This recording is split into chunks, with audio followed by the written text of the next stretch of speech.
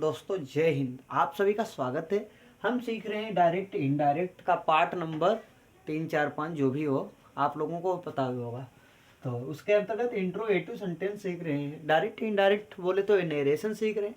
Narration के अंतर्गत और हम लोग इंट्रोगेटिव आज सीखने वाले हैं। कल हम लोगों ने बेहद ही स्पेशल चीज़ सीखी थी और यहाँ पे मैं नहीं बताऊंगा क्या सीखा था। डायरेक्ट इनडायरेक्ट के अंतर्गत ही सीखा था।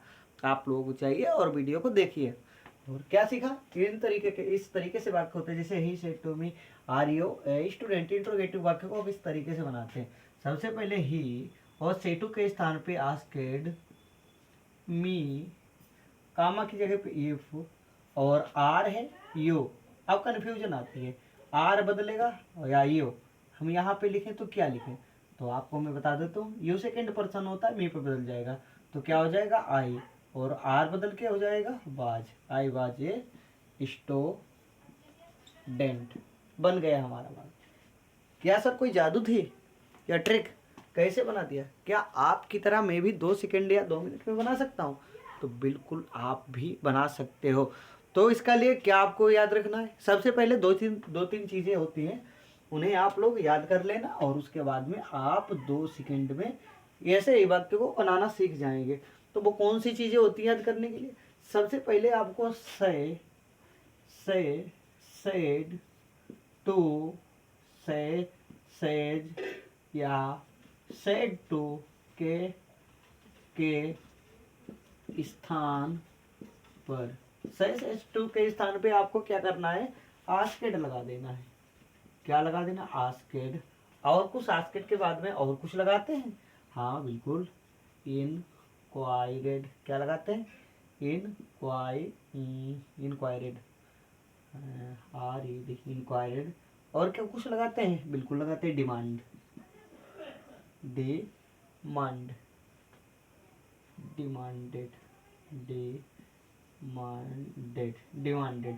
देखिए वाक्य के अर्थ के अनुसार सबसे ज्यादातर आपने देखा होगा आस्केड का प्रयोग होता है। बाकी ये तो बवाल की बातें होती हैं, ठीक है। तो सेड या सेड टू के स्थान पे क्या लगाओगे? आस्केड। और आप लोगों ने देखा होगा कामा इन्वर्टेड कामा होता है ना, कामा इन्वर्टेड कामा के स्थान पे इफ का प्रयोग करते हैं। कामा के स्थान पे इफ का प्रयोग, सेड या सेड टू के स्थान पे आस्केड। क्या सेड या सेड टू के स्थान पे आस्केड, कामा इन्वर्टेड कामा के स्थान पे इफ, और आई जो होती है आई मी, और ये सभी क्या होता है? आई मी और माई, माइन ये सब फर्स्ट पर्सन होती है। FIRST first person. और फर्स्ट पर्सन हमेशा यहाँ पे जो वाक्य होता है, ठीक है, इस पे बदलता है। और सेकेंड पर्सन होता है सेकंड पर्सन।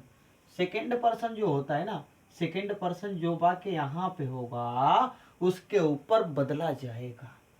सेकेंड पर्सन होता क्या है? सेकेंड पर्सन के अंतर्गत यू आता है। सेकेंड पर्सन आपको ध्यान रखना है, सेकेंड पर्सन में यू आता है। और यू हमेशा कामा इन्वर्टेड के पहले जो वाक्य लिखा होता है उसी के ऊपर बदल दिया जाता है। और आइए देखते हैं थर्ड पर्सन क्या होता है। थर्ड पर्सन, थर्ड पर्सन क्या आता है? थर्ड पर्सन में आता है ही, सी, इट, राम, सीता, गीता, संगीता, ये सब थर्ड पर्सन आता है। और आपको क्या याद रखना है? थर्ड पर्सन कभी बदलता नहीं है। थर्ड पर्सन कभी हमेशा, थर्ड पर्सन कभी बदलता नहीं है। बस इतनी चीजें आपको कॉपी पे लिख लेनी है। यू बदलेगा किस पे? यहाँ पे जो कामा इन्वर्टेड के जस्ट आगे होगा उसके ऊपर यू बदल जाएगा, ठीक है। और आई मी माई ये सब फर्स्ट पर्सन होते हैं, यहाँ पे जहाँ से शुरुआत होती है वहीं पे बदल जाते हैं। बस इतनी चीजें आप लोग याद रखिएगा, ठीक है। यदि आपको इतनी चीज याद हो गई तो इतना समझ लीजिए कि आपने इंट्रोगेटिव के अंदर की जर्नी आधे से ज्यादा तय कर ली है।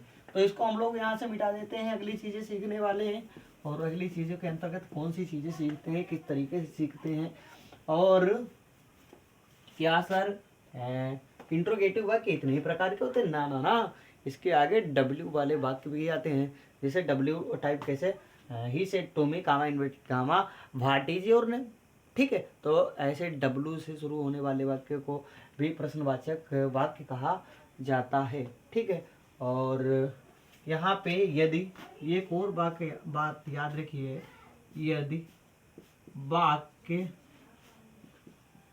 प्रेजेंट का है, यदि वाक्य प्रेजेंट का है तो पास्ट टेंस में बनता है।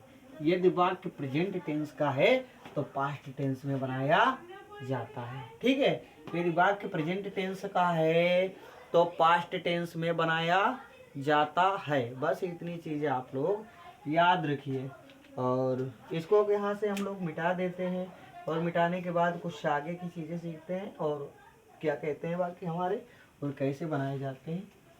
तो आइए हम लोग देखते हैं, चलते हैं आगे, अगली चीजें देखते हैं। He said to me comma inverted comma, और क्या लिखते हैं, क्या लें यू लेते हैं, you are good boy, you are, अरे भैया ये तो गलत लिख गया, ऐसे नहीं होता है, आर यू गुड बॉय। अब सही है, इस तरीके से वाक्य लिए जाते हैं। तो क्या करते हैं, ही के लिए ही, और सेड टू के स्थान पे हमने पहले ही बता रखा है क्या लगाते हैं, आस्केड, और आस्केड लगाने के बाद मी को जैसे का तैसा लिख देते हैं, और कामा इन्वर्टेड कामा के स्थान पे हमने बता रखा है इफ का प्रयोग, इफ का प्रयोग करते हैं। और यो सेकेंड पर्सन होता है, कौन सा, सेकंड पर्सन होता है, सेकंड पर्सन हमेशा इस पे बदलता है, तो यू मी पे बदलेगा तो आई, और आर बदल के हो जाएगा वाज, गुड और बॉय। ठीक है, बन गया हमारा वाक्य, वाज गुड बॉय। ठीक है, इस तरीके से हमारा वाक्य बन जाता है। चलिए अगला वाक्य लेते हैं। अगला वाक्य क्या कहता है, he said to me comma inverted comma am I, क्या करते हैं, एम आई और reading a book, am I reading a book, प्रश्नवाचक चिन्ह पीछे लगा देते हैं। तो कैसे बनाते हैं ऐसे, इस तरीके से वाक्यों को, ही का हम लोग ही लिख दे देते हैं सेड टू की जगह पे आस्केड मी, और कामा इन्वर्टेड कामा के स्थान पे इफ का प्रयोग करते हैं, एम से पहले हम लोग आई देखते हैं, और आई हमेशा फर्स्ट पर्सन होता है, यहाँ पे बदल जाएगा, आई ही पे बदलेगा तो क्या हो जाएगा, ही, और एम का हो जाएगा वाज, और रीडिंग का रीडिंग ही रहने वाला है, रीडिंग ए बुक।